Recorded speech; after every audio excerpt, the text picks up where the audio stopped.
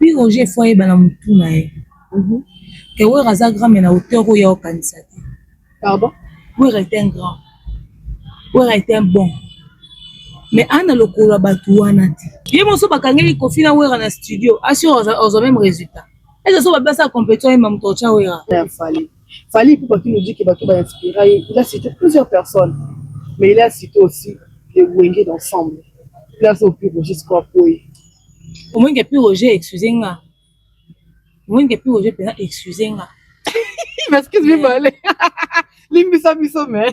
On dit moi mais l'épée Papa Wemba. Si go bateau yo balo barake o fali yo kutu o zakref na za ko beta na wenge o rata boki réponse à fali tata mukie omoni kofi ndenga za wenenga vana na kiti ko faire leki wenge parce que azala na fali azala na faire mais wenge et rata fali so ba papi Roger ouais aza grand na ndenge uzana aza grand pona yo mais aza na mutu na yo aza grand bon na mito ba kinyoso et puis place yo zo ndimo pesa wera na vie ya fali fallait ataka esika mususu pour faire à définir esprit wenge parce que ouais te poser question esprit wenge ni faire à définir esprit wenge basi bien la propre charisme ndako et tout. Alors je dois conclure ma question, désolé parce que la kilométrique fali à esprit wenge à côté ni omoni d'abord hier a obeta esprit wenge asa ko esprit wenge jo akota quartier la nani wana fait OK.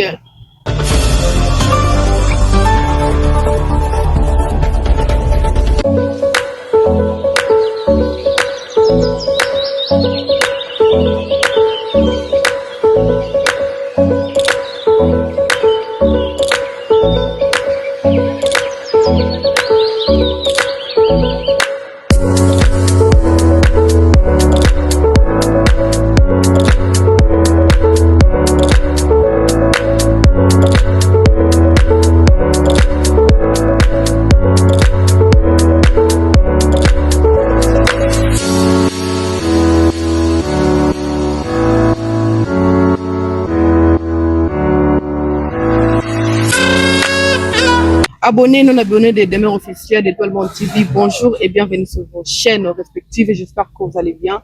Moi, de ma part, ça va. Dieu fait grâce. Alors, si c'est votre première fois de tomber sur nos chaînes, nous vous demandons très poliment de vous abonner et surtout d'activer la cloche et des notifications. Une nouvelle sauce, un nouveau numéro, une nouvelle émission sur vos chaînes que vous aimez beaucoup.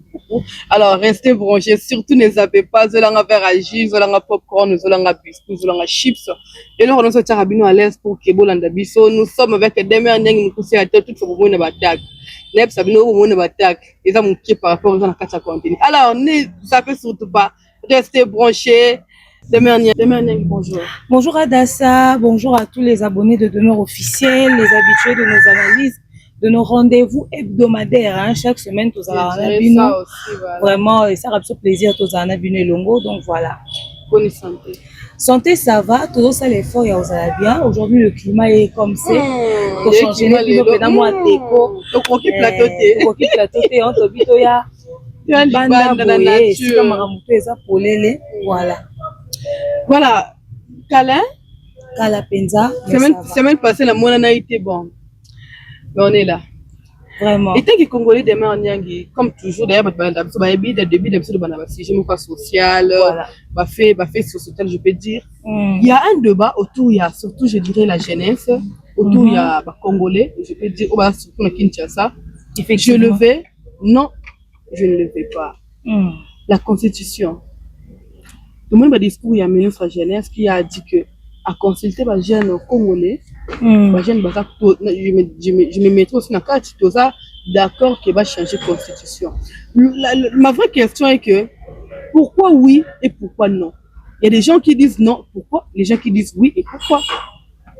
On a mon non, oui, je le veux. En toute honnêteté, on a été amis. Basalimboka demande un mariage. Congolais ne sont pas que Basalimboka demande un mariage. Mais seulement, c'était une très bonne stratégie de communication parce que ça a attiré la curiosité. Mais la partie où le ministère de la Jeunesse et Lobby est consulté, qui va jeune nion songa na se sentir concerné. Parce que moi nazalé consulté. Biso toza bato yo to communiquer na jeunesse. biso le ma musique. Nakotanga combien de personnes au basara na YouTube ba participer quelqu'un na ba activité wana. J'ai gagné na makasi za radio yuwe. OK. Parce que à travers le ministère de la culture, asa le ambassadeur à jeunesse. Mais pour quelqu'un qui est sur YouTube, na mambo belé en rapport avec la jeunesse impliquera bisoté. OK.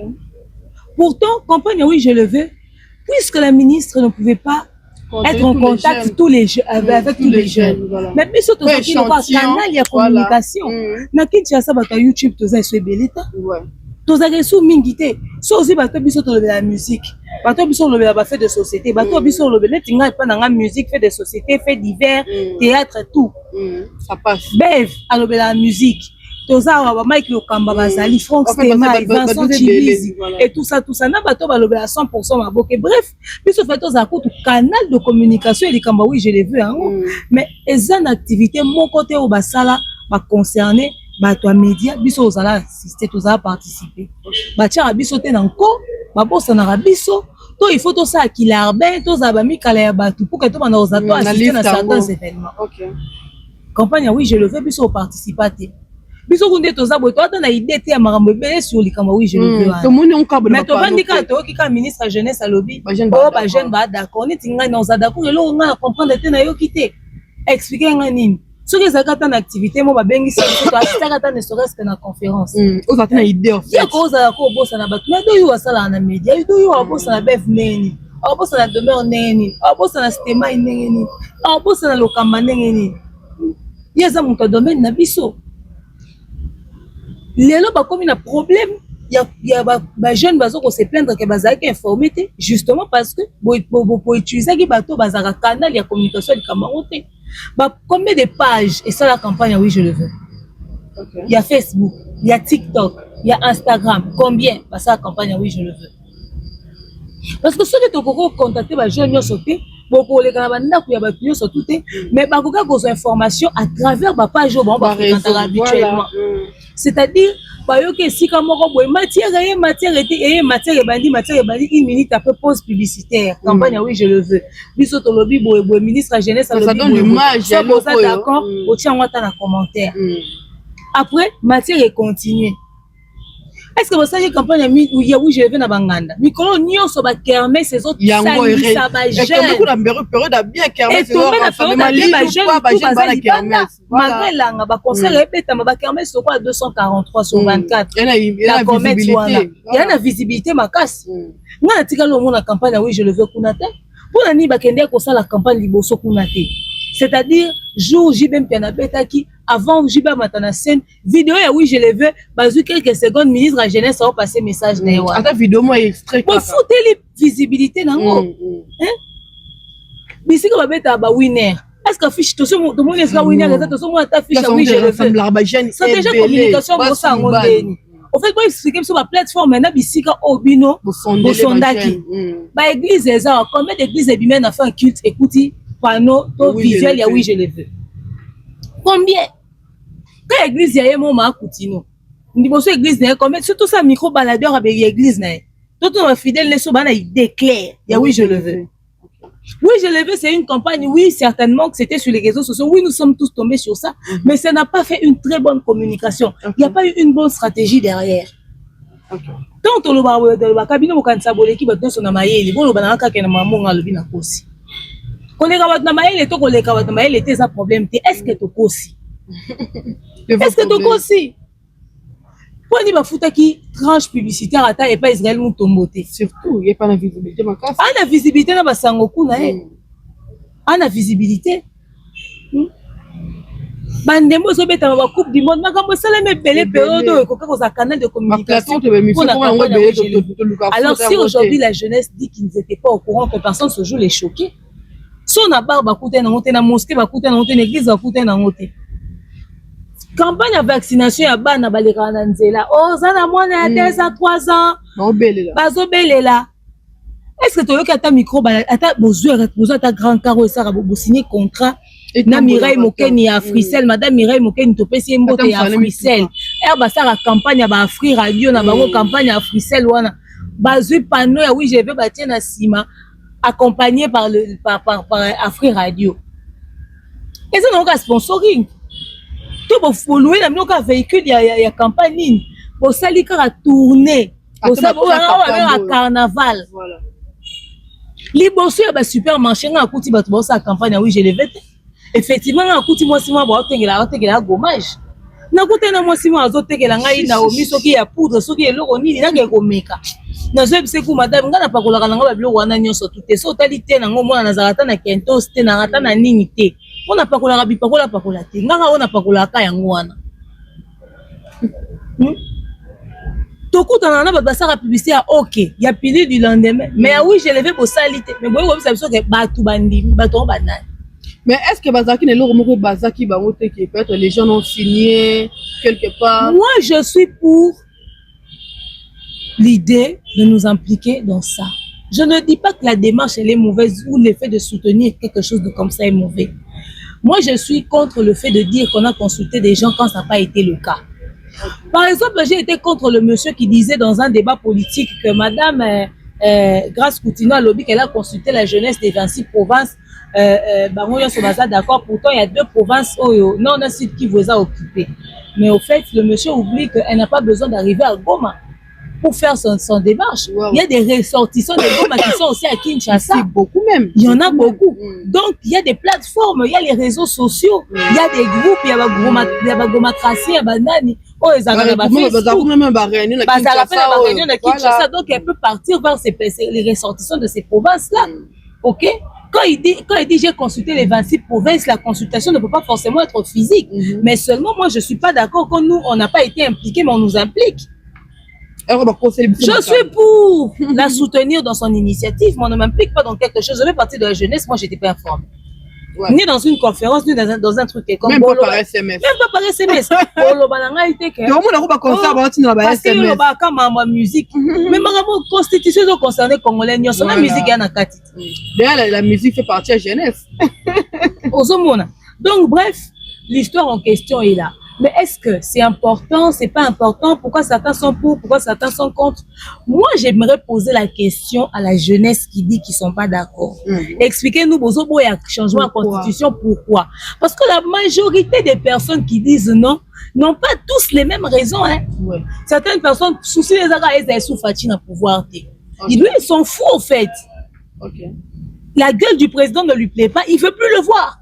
Mais j'ai une question de Mère Niangui. Alors, si les gens ne veulent plus de Fachi, certes, hier, on avait des discours parce qu'il n'est pas congolais, mais aujourd'hui, nous avons 100% Louba. Motivation nous a ou bien, est-ce que nous avons, une figure, je dirais, irréprochable. Sur qui d'autre peut devenir président après le président Félix Tshisekedi? Il demeure. Non, mon avis. Je ne fais confiance à aucun autre politicien pour le moment.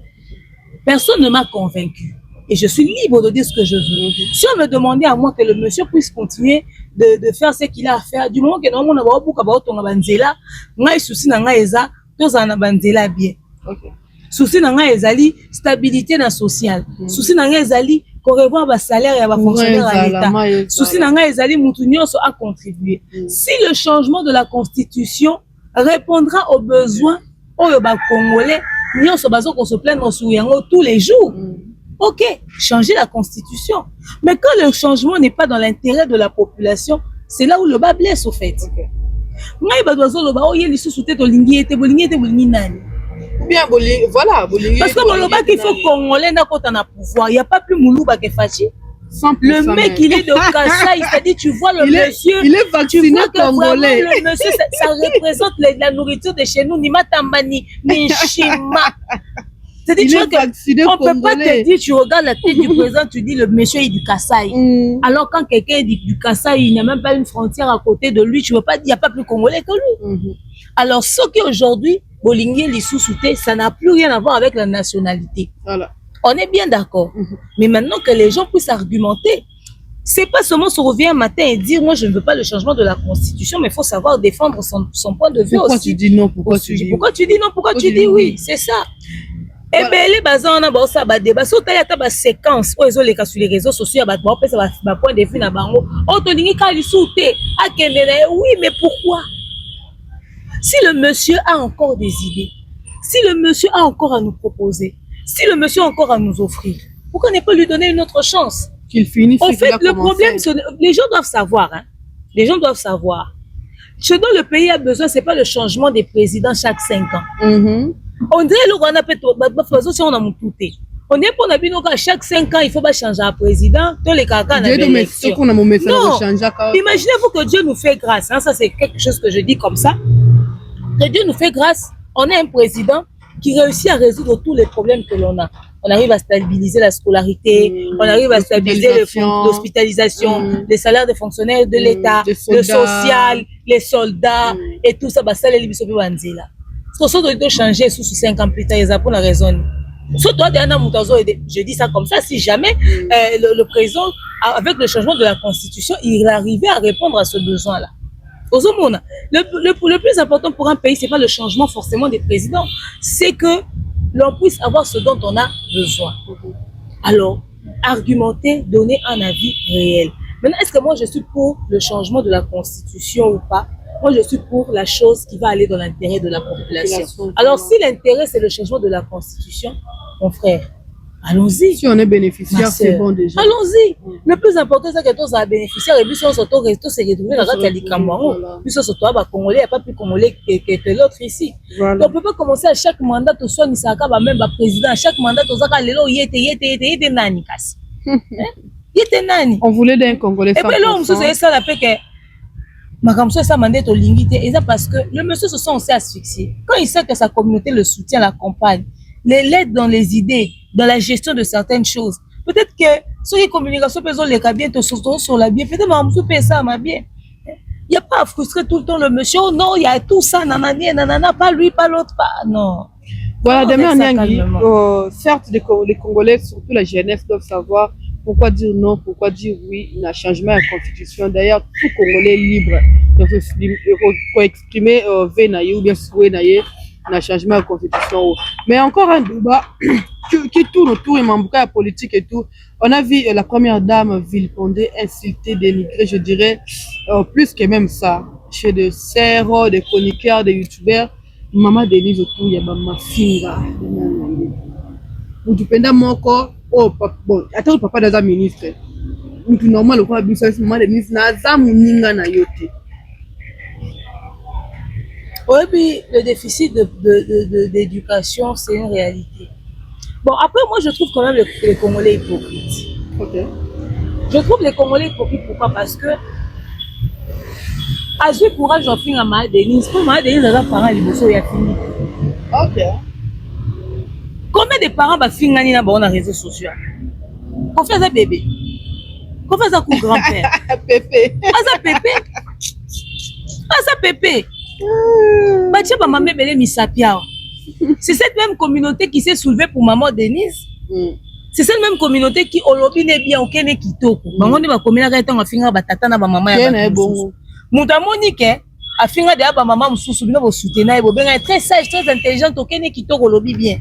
Maman Denise a maman. Avant tout temps en fonction. Asa maman loko ngai na za pe maman loko la yo za maman loko la maman mususu pe ba maman na so ba za pe ba muto ya moni no mama aboseli no maman. Loko afinga ne de ba maman tali ku no gradité. Aje no fonction mukandi aje no loko maman. Si quand on a la première dame.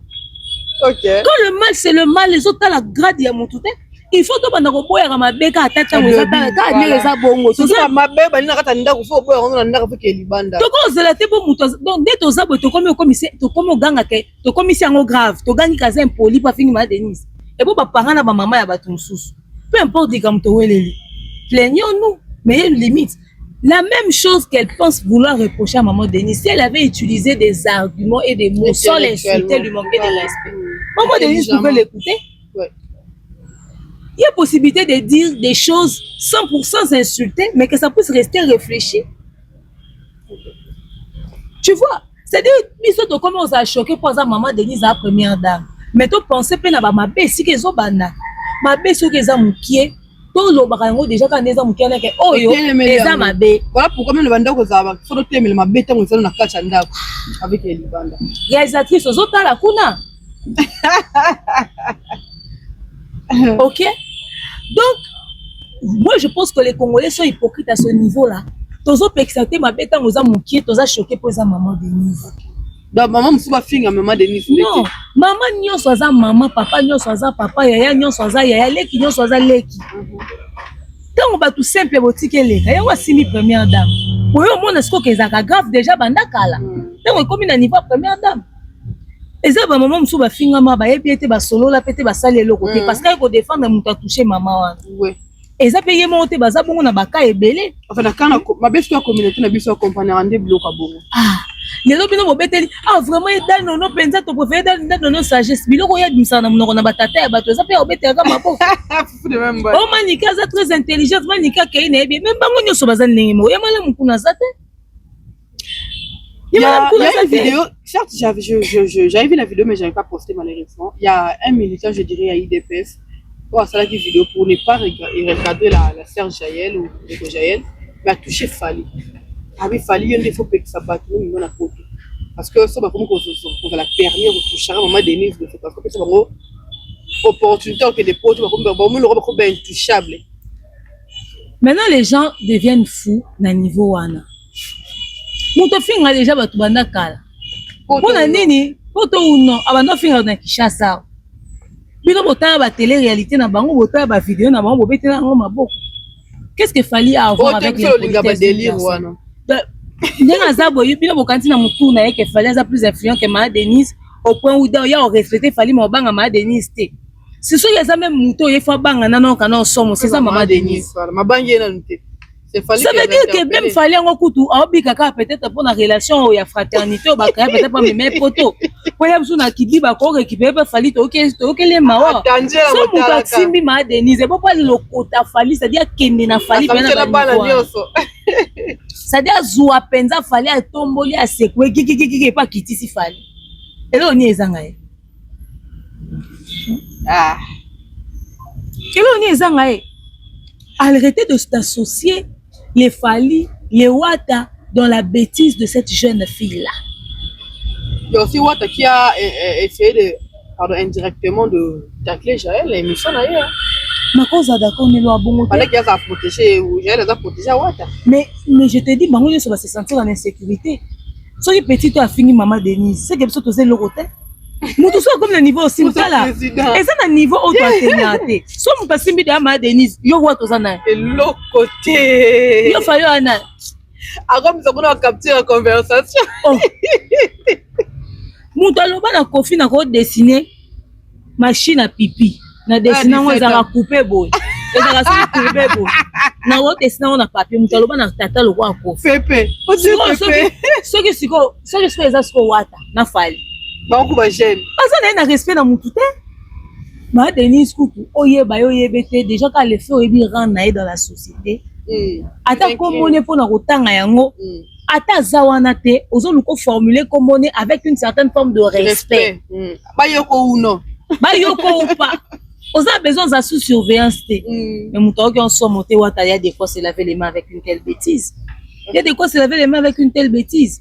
Au fait, moi je fais appel juste aux personnes compétentes. Ma fille on est où na Kinshasa avant de voyager. Ma fille on est au conseil na Kinshasa, c'est ça qui est à la mboko. Censure ya la mboko. Il y a aussi les gens en bas qui me interpeller à réseaux sociaux té. Internet est ningani pour simbi première dame. OK. Mais ba OK non malembe. Bonjour Yarit. Ozomona. Au moins mutu mafanda seleli honorable excellence moko boye vidéo, aseleli député moko boye, aseleli tonton moko boye, aseleli tantine moko boye. Tiens ba simbi ma Denise pour les minutes le ko bo simbi de première dame. Et si les boys sont ici quand simba te. Et comme ka bo simba Yesu. Et comme ka bo simba Yesu. Bagolo ba simba de président. Bagolo ko ba simba de papa. Ça dit mboko yo, to na ba fan musicien ba simba chef de l'état. To na connexion ki nani. Soki mon fingi mo les réseaux sociaux a fini première dame. Wow. Tout ça parce que la communauté BTM a les places qu'on peut dire que la zone rouge hein.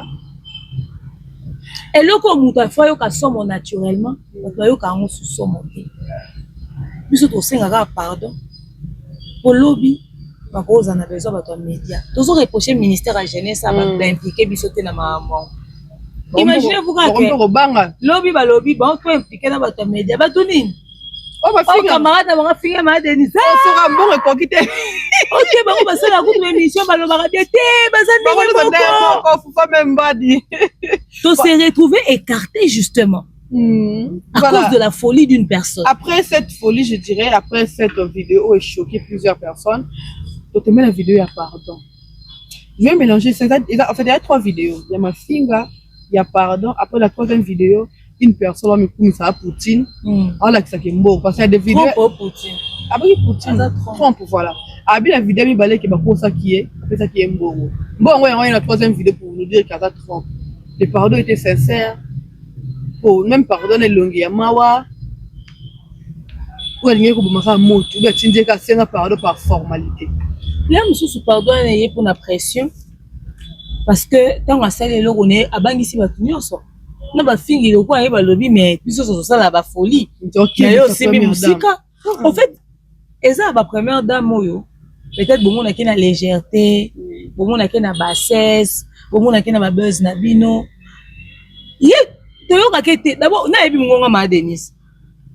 Encore vendre pena pour se souvenir na mon non, Toyoka été à l'obaraté, à Kiparaté, elle est très discrète. À ça, à ma talanate. Alors, mon tabou, certainement, à ce chaleur, moi, on a une inbox. Et ben, ici, à se rendre compte qu'au fait, beaucoup au refoulé. Ok. Oui, la première dame de tout un pays. Donc, on est basé dans ce sali kaka message, moi, qu'on a nini puna. Non, ma vidéo la pou. Bah, aux zongi, c'est ce que vous avez besoin de vidéo. Ok. Aux gens dans la nationalité. Par exemple, nos compatriotes na baon. Aux gens dans la nationalité, bah, c'est sur prison makala la Kinshasa. Vu que nous parlons de la nationalité. Bah, risque c'est belé. On va y arriver. Aux gens, mona. Lélo, maman Denise a fingami. Je pense que ce choc devrait interpeller tout le monde. Et au Lobaker. Désormais, to bani et le Kouana. Maman Denise a donc au sakani la tête. Mais le quoi va toucher et tout se servir ni le Kouana pour interdire formellement ces genres de bêtises. Et puis que dans Côte d'Ivoire, influenceur, ça a mingi prison. Parce que très regardant sur certains dérapages médiatiques. Alors, à cause du fait que va toucher maman Denise, il faut qu'il y ait quelque chose que vous allez réglementer. Maman Denise a mon ça ni ma sécurité. Moi, dans le banal, il doit se pardon. Parce que tout dans le niveau où pardon, ça veut dire que c'est reconnu. Pourquoi n'avoir pas évité que la situation grave là puisse arriver? Pourquoi la situation n'est pas comment on peut aussi pardon au lieu même d'éviter que ça puisse exister? Maman Denise a un camarade de terre congolais monté. Mais habiter ceux qui fallait respecter Maman Denise, il fallait qu'on a aucun dans la loso na bamatanga avant d'y naître. Amélie mon amour ya bébé, il faut qu'elle y a que comme on a ba comédien chaque fin de l'année avec ça ba on ba kezo ba saka loso na ba soso le quoi baza ka ça ba familiarité modèle là ndé ba linga pas respecter. Tout le monde n'a pas dans le même délire. Chacun a une manière de se comporter face à eux qu'on y a so prôné. Alors ceux qui congolais ne ça se peine dans ma fille à moi Denise Azuike. Ceux qui l'État congolais l'autorité n'a pas se peine en monter. Que fait le CESAC? Que fait les autorités compétentes et habilitées? Conseil à pardon, c'est bien. En fait, excusez-moi, je vais choquer certaines personnes. Le fait d'avoir demandé pardon. Sauf qu'à chaque fois, pardon, c'est un parole, mais ça me peut servir d'exemple aux autres. Il fallait que nous nous sommes pour vous comprendre que ce n'est pas parce que on veut réclamer ses droits, parce qu'on est citoyen congolais, qu'on doit toucher un certain niveau. Namboka loi braza biloko ngeli là. Non. Mais ba ke no loi famille on a la pays avec la famille. Poni namboka na biso ka biso nde to finisa ba autorité na biso. Ka biso nde to finisa ba star na biso. Ka biso nde to finisa ba autorité na biso. Pourquoi? Certes, maramambo que ça les situations sont tendues. Mais situation tendue n'a manque à respect ou par rapport. Est-ce que vous pouvez expliquer ma mécontentement par rapport au climat du pays sans pour autant toucher à certaines fragilités, sensibilités? Maman Denise ne méritait pas cette humiliation. Il faudrait que Mbano soit couillé. Après, c'est à eux d'apprécier. Il faudrait que Mbano soit couillé de mer, il y a des posts, des vidéos. Il y a des publications demain, il y a des vidéos, expulsion à maniquer. Et comme on a ndengeni. Parce qu'il y a d'autres personnes qui insultent au gouvernement ou au placé. Il y a une personne, maniquée, je dirais, à côté, à Fachi, à se défendre. Mais comment tu fais comme un niveau qu'il y a il faut pas expulser? Et les gens qui réclament, il faut pas expulser, maniquée, il faut gérer les palanda.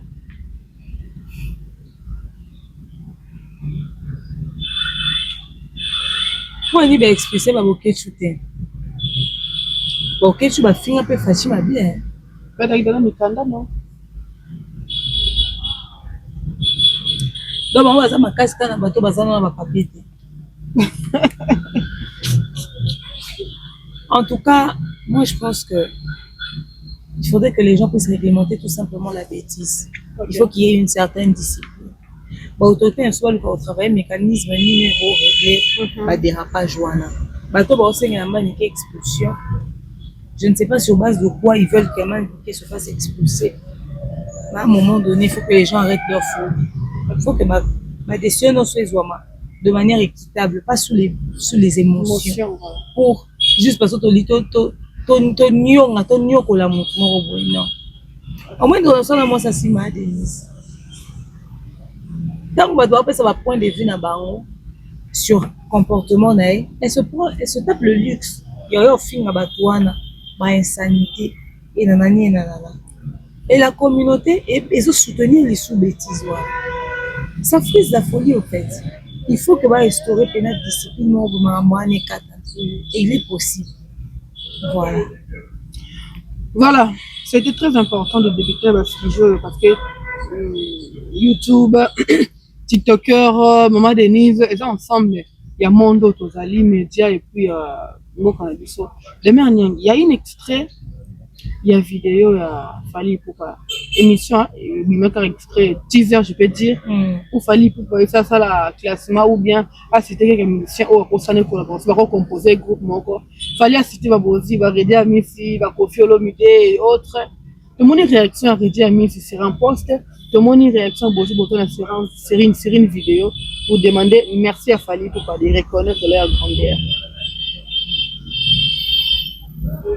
Au fait, c'est pas seulement Fally qui reconnaît leur grandeur, puis ça te reconnaîtra.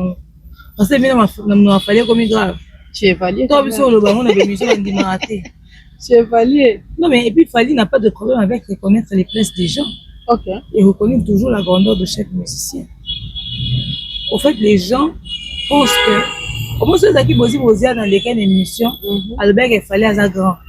Atwenge basa bemission baloba abilo pe bolo ekitsa bino esopa bino siko lelo Fally alobi ninga alobi wana esali bango plaisir so eza fait mutabaki on bango baza na même réaction. Comment ça? Parce que l'impact de la parole de Fer na au Fally alobi ndenge monte. Voilà pourquoi il prend position.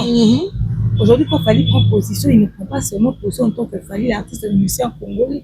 Mais à niveau grandeur, comme il y a un salaire, il y a un salaire, il y a un salaire. Parce que nous avons un album qui est Bozi. Avec un salaire qui est Ready. Un titre à succès qui est Bango sur Réuni. Banana Loam. Avec le Stade de France, il y a un salaire. Ça va tourner parmi les grands rôles, il y a un et puis ça va péter, il y a Soumou qui pète. À quoi si pété? À quoi si pété? Mais du haut de sa grandeur, il reconnaît qu'il y a eu ceux qui ont fait des choses. Mais fait que Batoune Baninato reconnaîtra que meilleur voix qu'on nous a fait. Ok. Le vrai problème. Meilleur voix à Congo Mobimba. Yoko mona mboka oba Yannick Tumba ba meilleure voix. Papa Bendon a choqué ma meilleure voix. Mais papa ni ngondi c'est sûr que Congo ma meilleure voix a fait. Poni le kuta makasi bona sa moi. Tu vois. Et so ba Redi Amissi ba lobi ba sepeli na réaction Fally pour pas kanisa te ke alobi ngo ka tika sentiment. Il le pense. Et après la première fois ta loba yango non ça l'émission ta loba ke ba l'autre. Et puis ninga za les abo ba limiter nombre. Peut-être so ba limiter nombre et va ça continuer. Peut-être la liste n'est continuer. Au fait, chaque artiste n'a pas eu le même impact dans la musique de Fally, mais quand même, il sait, oh, il est en Ayoka, à jouer matière, mon robot. Voilà. Voilà. La réaction, je dirais positive parce que il y a aussi des réactions c'est pas là qui tient la liste. Au lobby, qu'il fallait souka qui parce que quand là qui est nombre, 5 artistes, mais il y a une personne pire, je dis attaché ou bien le communicateur de Weranson, la maison mère ou à Tombo qui est une émission. Pourquoi fallait qu'on reconnaisse le Weraté parce que le Weraté est hasard grand. Bah c'est un que 5 artistes. Au soit constitué, bah au ça là. Ah, ok, ça va, le moment. On va penser à quelque chose de grand. Puis Roger Foye Banamutu nae. Que ouais raza grand mais na hauteur où il y a au cancer. Pardon? Oui raza grand mais na hauteur où il y a plus Roger au PCT. Ah bon? A raison on a ba komba bato batanga. Fala tangene. Kofi. Atangene. Bozi. Atangene. Redi Amisi. Atangene. Qu'est-ce que serait mené? Et puis nanani? Lombo. Madilou. Bref. Atangene 5 fois. Boza siko faire buchana bayema na. Boza wera plutôt baté wana bayema na wera. Je n'imagine pas Madilou na wera. Kofi na. Batia ba qualité artistique. Il y a ba grand wana, batia siko wera wana. Wera. OK. Wera était un grand. Wera était un bon. Mais ana lokolo batu wana ti. OK. Wera a sa manière de faire que nous apprécions tous la musique. To longo la rangote. Mais na kati ya bato wana batangi wera zate. Bucha ete. Wani bino olingi niveau bino omonela mutu munene bato nyonso bamoni bon. Bozalaka bo convaincu que frère aleki fali na nyonso na voix na tout ça là. Otiki na bino ngo. Vous êtes dans vos droits. Vous êtes dans vos droits. Ye monso bakangeli Kofi na wera na studio, assure aux mêmes résultats. Le résultat va bien te. Non, et vous allez en hauteur moroté. Parce qu'au fait, chacun de nous a des capacités que l'autre n'a pas. Ma particularité. Ma particularité, on soit à la rana. Si vous avez un ngai tiré mon bayana bev, bâti biso misato, et si comme mon corps. Surtout ça, analyse. Quelqu'un d'intelligent comprendra que tu auras une suite, tu auras une succession. C'est logique, voilà. Et ça, ma camo bev a une capacité au sala, même dans une analyse que moi je fais. Et ça, maman, mon baya ko sala, non ça ti. Et ça, maman, on a ça, bon, mi bali bon sala ti. Bon, constater que même quand tu abordes un sujet, on a un angle, on a un angle, on a même à taper, va checker sérieux, n'engagez on a échappé on a bimi boye, pas quand on est dans ce canal, la vérité, mais bimi n'a humour, mon boy na kati. Humour ana obe vala na ngote. Humour peut-être mon baya osana ngote. Chacun de nous a sa particularité. Maintenant, quand tu listes bateau, batanga qui particularité wana, so yewe rezate. Et puis le nombre était limité. Le nombre était limité. Qui sait ce qui n'a qu'à t'en a jibalingabi? Qui sait ce qui n'a qu'à t'en a mambi de belingabi? Qui sait ce qui n'a qu'à t'en a match à la moine lingabi? Mais ce sont toujours dans la meilleure, la plus belle. Ouais, état d'urgence. Alors, on va la classe, on va dire, on va pas souvent à 5 ans. Pour les états d'urgence. Surtout dit qu'il y a une exagération. Ce soit pas parce que c'est la particularité. Moi, peut-être moi, mambi de belle, moi, je ne peux pas continuer. Bata faire va tomber qui pour l'année attends faire pour faire azana na mambo faire fallait andolo un petit grand chanteur te faire aza grand na niveau ya bato bando tanga wana classement OK so baloba ke fali ba sali koleka bato nyonso ya za grand koleka ba Redi Amisi so ba tia faire na classement wana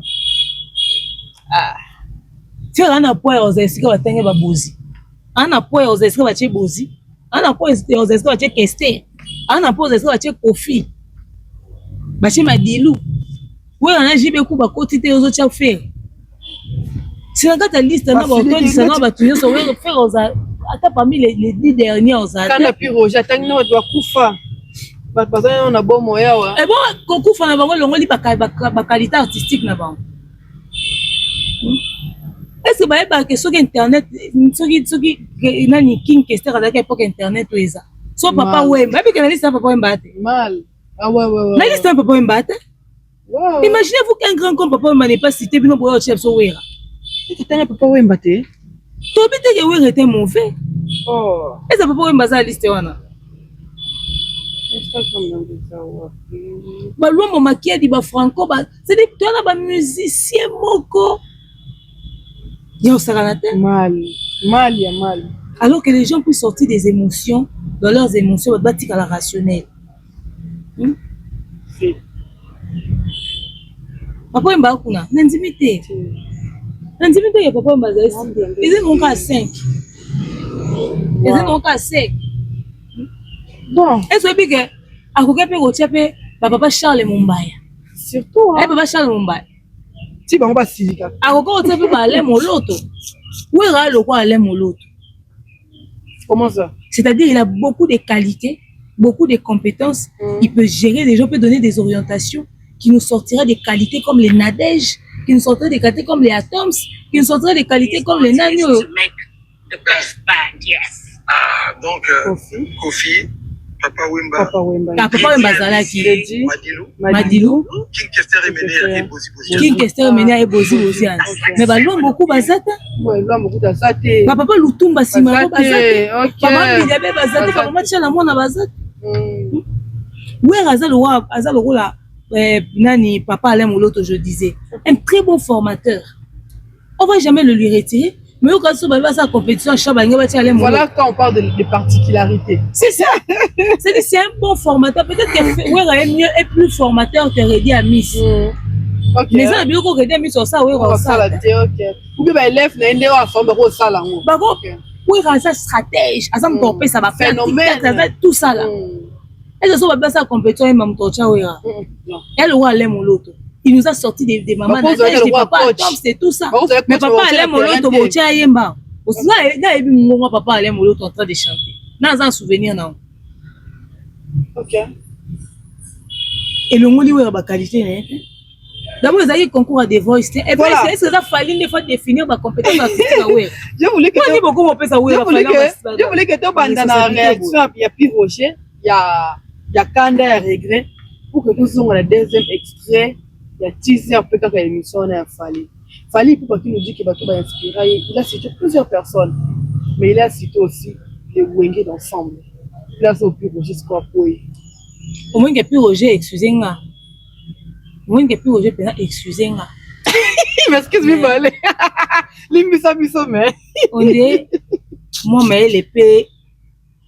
Réclamation moins intellectuelle les années. Et puis en fait il y a aussi des gens qui banalistes pour l'émission les teaser c'est confiant non mais d'abord attends quand on a cité Wera qui va constituer équipe à 5 bons oyo ce faut pas ça la c'est ça déjà que c'est intégralité tout qui était 5 musiciens qui t'ont donné envie de faire la musique mais ça qui a constitué 5 bons oyo on sait quelque chose de voilà. Mais tant que tu n'y es, banani ba inspira yo confier à Zate. Papa Wemba Zate. Et mener à Zate. Ba inspira été. Mais baba grand. Ba ko sala bilo au mon boy. C'est-à-dire atteindre bango azwa pe goût, peut-être apprendre quelque chose. Mais tant que banda comme on a wengé d'ensemble. Forcément motivé. OK. Toutes les personnes ne pourront pas jouer le même rôle dans la vie d'une personne. Donc à la fois il va falloir constituer dans quatre équipes à 5 à la fois ça sous-côté inspiré. Maintenant quand Fali dit le Wengé d'ensemble, non quand Wengé d'ensemble donc JB pas inspiré quelque part. Donc heureusement tanga ne bango tu prends ba des fois pas. On peut les autres sont au Vandi boy. Toyo qui pena Fali bien. Toi bien à l'époque on t'a posé ma banga qui toque au JB. Oui, les autres Tali et poser les mabanga Fali pour comprendre que qui JB zakati. Ouais. Surtout qui rumba ya JB orientation intelligence ba propos ba parole agencement ya idée intelligente dans la partie afin na rapenda la pensée na surtout qui Fali et rappeler biso JB. Et surtout qui peut te taper peut-être Didier Marcella, te taper ba Vie Adolphe, te trouver du Wera parce que fallait un stratège à le roi phénomène Wera son c'est-à-dire fallait soit créer loco et c'est comme Wera danse style son slogan fallait la réputer pour le coup la mutabeta ba générique à canate mais ça monta sala générique pour les kafali bon bibisanga musicien congolais na générique les kifali na génération na bango kwa tochi ba wata ba ferre bango tout et ça mutu monta na mzembo ko les 207. un amour tu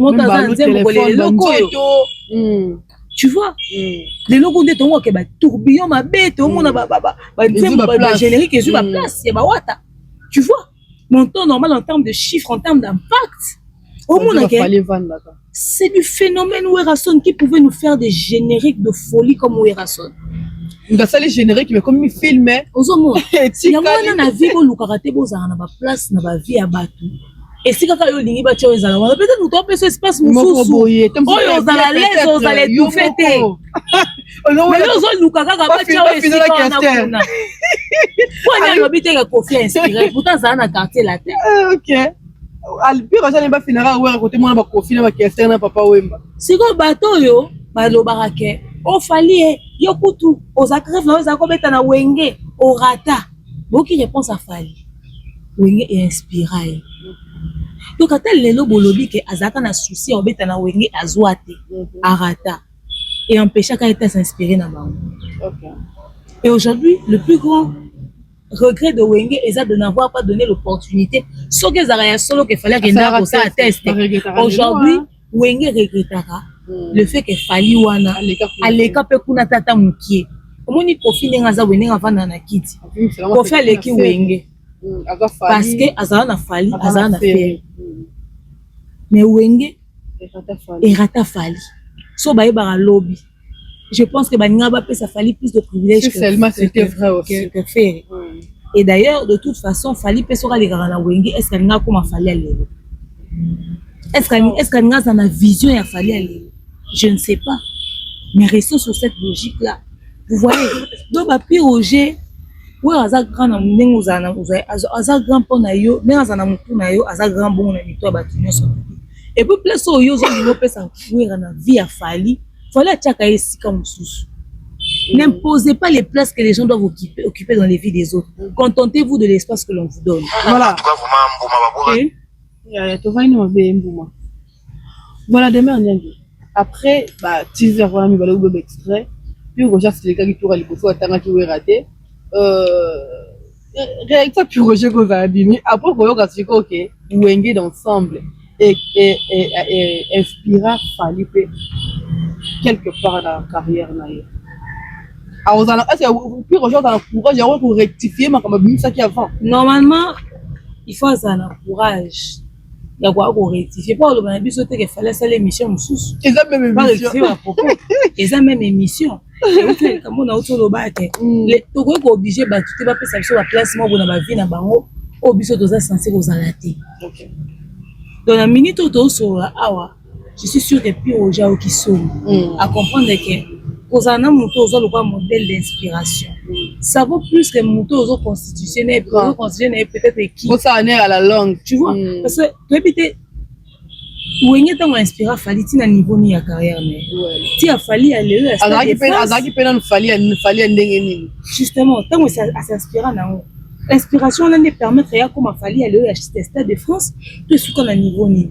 Parce que ce qui s'inspire yango permet rien comme Fali aller acheter Stade de France c'est plus énorme que place autour aujourd'hui n'a pas ça Fali. Parce que l'inga a placé plutôt Wera, tu vois.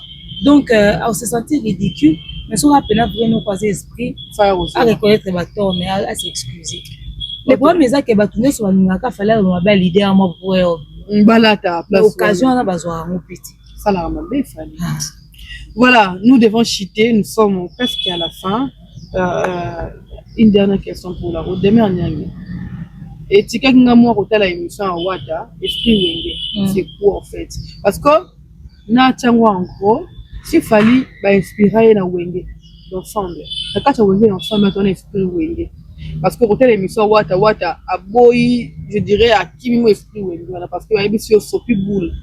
Ndeni yoko kezana mona mai wana ndengeni latino Wenge ke na bongo te yo Sopi Boule même yemupi Wata na émission tuni Esprit Wenge ngonde nini est-ce qu'il faut ça toujours dans rancune pour notre Esprit Wenge? Alors ma question est celle-ci, si les Wenge d'ensemble aux Esprit Wenge na kati inspira Fali, on a une vidéo de Ferrego là de toute façon notre portal pour faire à définir Esprit Wenge parce que Wata posait que Esprit Wenge ni faire à définir Esprit Wenge bah c'est bien la propre charisme ndako et tout Alors, je dois conclure ma question. Désolé parce que la kilométrique. Fali a esprit Wenge à côté de nous. Omoni, d'abord, hier, à obéta esprit Wenge, à ça quoi c'est esprit Wenge, je raconte à quartier là. Nani wana. Fait. Ok. Ah bon? D'abord, faire ça comme on obéta esprit Wenge. Pourquoi? Parce qu'il y a déjà, on raconte à quartier. C'est pas boule. À ce pas boule. Ok.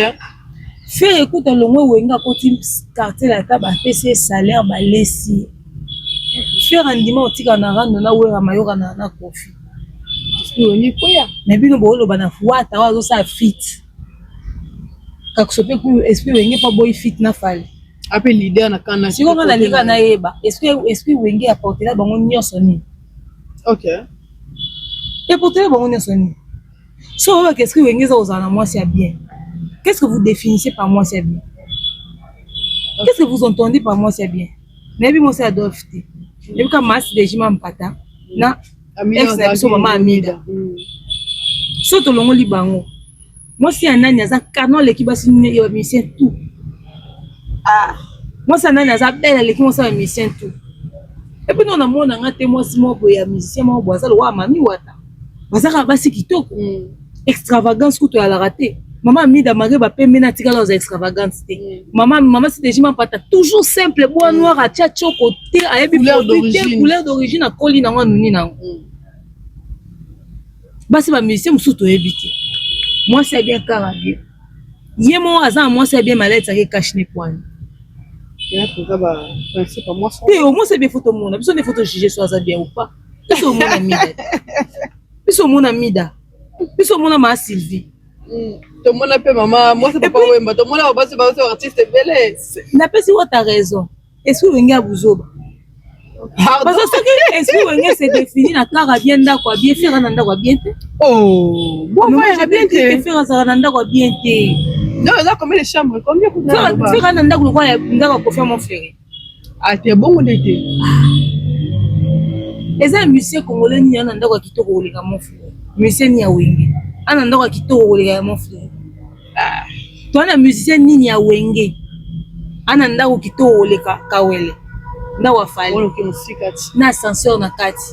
Et koke musika na ke musika makasi. Omoni ke nda kufa bien zape ka te. Mutu amtane sika okitsa mutu ponge ya. Place on peut msanzo. Place on peut msanzo. Place on yambela bapaya. Mais mutu ananda kwa bien makasi zape te na esprit Wenge ngo moke ya buzoba. Pour même yemo wata mona Wenge va poser que c'est esprit Wenge on est ni. Car bien, toi biso moi si affaire atamona na karani. Mais na que tu pas miselo ni moi mauve. C'est-à-dire congolais moko nga mona mutu ka mauve na kishasa mo mara nana. Mais ça marque ni. Ah. Car bien faire na ka kolika cher kolika fa. Mais quand la carrière a fallu pour pas demain en Nyangi, c'était ça ma vraie question. Fallait copier côté nini ya Wenge. Au moins que même quand ils viennent parler de l'esprit Wenge, bah ils vont définir l'esprit Wenge. Okay. Parce que ça demeure à motiver ou bien inspirer. Parce que normalement quelque chose c'est ça. Et accompagner la marabout. C'est-à-dire ce qu'il fallait s'inspirer dans clan Wenge, c'est qu'à l'esprit Wenge et apporter les. Parce que les bases de clan na bango. Ce qu'on ferait à sa cocher dans la fertilité. Non moi na voisin zelo pas na bino. Moi c'est bien, moi c'est objet déco. Parce que pendant le bac faut ça moi c'est bien. Pour te bac moi c'est bien faut tambola na le rôle parasol, le rôle décoration, le rôle n'habiter wa canne, le rôle nini. Faut tambola na bon accessoire. Le rôle accessoire. Le rôle accessoire de beauté. Mais comment ça ça yo beaucoup de cas d'esprit musique ndeni. Moi c'est bien on débat makango boya kana bona ba répétition. C'est-à-dire mutuku toi ça na Wenge te azo esprit Wenge parce qu'il s'est inspiré de Wenge et qui c'est ce qu'il en a fait. Aujourd'hui tu le ba comme chevalier, aujourd'hui tu ba Petit Stade de France. Maintenant il faut approcher ko le Stade de France. Jusqu'à quelle hauteur le Wenge l'a inspiré? Jusqu'à quel niveau? L'impact de son inspiration à Wenge on est mené à niveau nini. Et là on y a ça dans la musique nae, soto vandi to roloba. Ça c'est l'esprit Wenge. Donc ça dit ça c'est l'inspiration de Wenge. Donc ça comme ici ko eza Wenge. Parce que c'est un style folklorique. Toi na mutu moko te abeti musique folklorique à succès ko ekatcha la mwana. Et ça ko Kasai. Pour ce monde, pourtant, bah, chanteuse comme artiste folklorique, nous sommes bazali. Ouais, belé. Alors maintenant, chercher à savoir, c'est quoi l'esprit Wenge? Ou t'as raison. Ce que l'esprit Wenge, c'est au bout ya bato ya buzoba. Ce que l'esprit Wenge, c'est au bout ya fit na mutu roi fali pour la yo garder solidarité. Yo garder solidarité na wera wa sali da carrière na e. Ya ok, là si beaucoup dormo ça m'a peut être peu manaye. Yo garder esprit Wenge ya solidarité quand na vie na ngata mobicho succès si les kala. Les hommes se vendent maman comment on fait que carrière vous l'avez le ça sous na montant on peut ça $10,000 na dose mingi espoir mbele. Pendant il y a sakala baza. Et puis ça succès ma casse. Yo zo garder solidarité esprit Wenge na jime oyo asa sali na yo so zaki pour ça avec la concert de cadre de pression. Yo ça la esprit Wenge. Non mais les gens doivent apprendre à réfléchir. Les gens doivent vraiment apprendre à réfléchir. On s'accroche à quelque chose quand ça a des avantages. Avantage esprit Wenge ça. Mon frère il en profite en quoi? Même l'explication que se permet de donner à la télé sur l'esprit Wenge est une bêtise. Moi, les global, qui est pas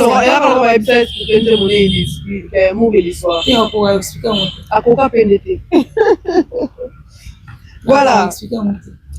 On doit retenir quoi les données officielles aujourd'hui? On doit retenir que le maman Denise est fait à poursuivre. Ah ok. Donc il va lobby que oh non, tout le respect se mérite, bien imposé, va pas respecter maman Denise Tété. Toute autorité vient de Dieu. Oui. On est dans l'obligation de respecter nos autorités. Et quand il n'y a pas de respect, il faut la loi est pas que ceux qui m'ont dit limbi si mutum sous pas sous courage au finga limbisa ye voilà. Alors bas je l'ai pris une décision pour éradiquer au sac el cambo et zonga lisuki on va le tout comme robanga. Il y a que point là comme raté. Le but va créer terreur. Le roi va tout naturellement va couper sa respecter pour ma famille on va outil on dirait bazar exigeant l'amour respecté. OK. Alors ce que tout va imposer à moi et comme obligation. Donc voilà. Salutations spéciales à maman malienne de papa Guibompongo, papa Caviar, salutations à papa Jean-Fabien Kaniki, de maman Sandra Agui, tu es dans la matinée à Madilov toujours, il y a un allié bon nom kala to c'est nini. Na bengato aux horaires de notification.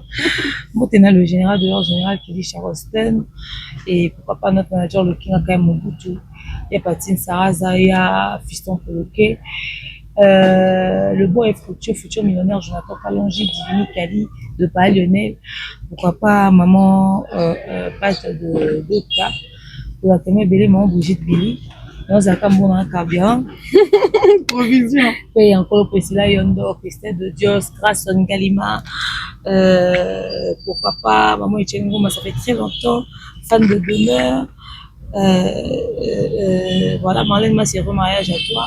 Vous êtes tellement ébélés, vous continuez à Rolanda Bisso, sur toutes les plateformes respectives, les réalisatrices, vous comprendre été.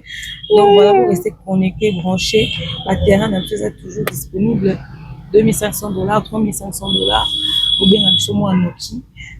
Parce que sur aujourd'hui, on a $2,500, on soit 10 sur 15. Et à 3,500, on soit 20 sur 20. Donc voilà, vous bien abisso, ne ratez surtout pas nos prochaines émissions. C'est très très très important et c'est par ici que je vais chuter avec Sylvie Mawete. Ah, maman sociale. Sylvie Mawete. Vous avez la suite, on a bien ça, bien. Voilà, bon séjour à Héritier Watanabe qui s'est déplacé depuis hier. À zone photo, hein? Oui, à Zongi, voilà. Et tous à la date, on se voit au Lanasima. Vous appelez Céléo, à Ochadat. Ok, ouais. Tous à date, Céléo, tous là. T'es pénal, ni un blague, t'es fait tous la date. Tu vois ça là pour me sauver les filles. Ok, mais c'est bête amitié à 10 mois, ils aussi là, papa, c'est ici là. Il y a ta réaction, les autres. Ah, ça va là. Et puis voilà quoi. Au bout qu'il réalise ça, ça me fait. Mais on te salue, Michel. Ah, ça c'est pas comme. Non, est-ce qu'il faut t'attendre pour voir maman Arlette. Yo maman Arlette. Osobola bazo sala boka organisatrice pour toi et puis je sais Adas. Donc Nasegi. Je suis humble. Voilà, aujourd'hui nous avons été filmés filmé et réalisé bien évidemment par Manika Couture. C'est l'homme qui était derrière la caméra. La dernière fois c'était Chacha Kat, aujourd'hui c'est Manika Couture. Et puis imaginez-vous que réalisateur ça Zoloba. Oh non, Nimba. Non, voilà.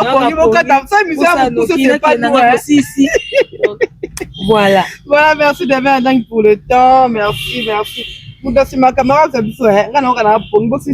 alors, des gros bisous comme ça, Aristote Ndangi, Ben DJ l'autorité morale, Gino Issa, c'est des gros bisous à toi, Berlin Makangi, la Diogo, Mariana Santiago, ma chérie, des gros bisous à toi, Rodrigue Mawete, mon colombe à l'ébélé, mon colo plusieurs fois, les Kabata, maman Sylvie Mawete, maman sociale, DJ Malone, dans votre nez, Marie Tendigo, établissement à toi, Yannick Makam, Yannick, JB Kumalouta, le pétrole de Dallas, Sembo, Tembo, Paul Moukanda, de gros bisous.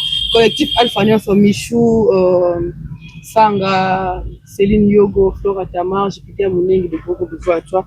Ogi, je m'en fous. Bon, Libanga Souka, Fona Bongama. Na comment que Libango? Maman Arlette Ndjouzi, cordon bleu, Alamba Namba. On a vu ce Libanga, non, quand le photo, on a statut, Maman Arlette Ndjouzi, vous pouvez les bisous. Taramoutou, on t'a la cordon bleu. Donc, on se retrouve très prochainement sur la même chaîne. Isaac Pambou, Dame Noire. Je vous aime beaucoup. Théo Valide. Bisous, mes petits. Bye bye.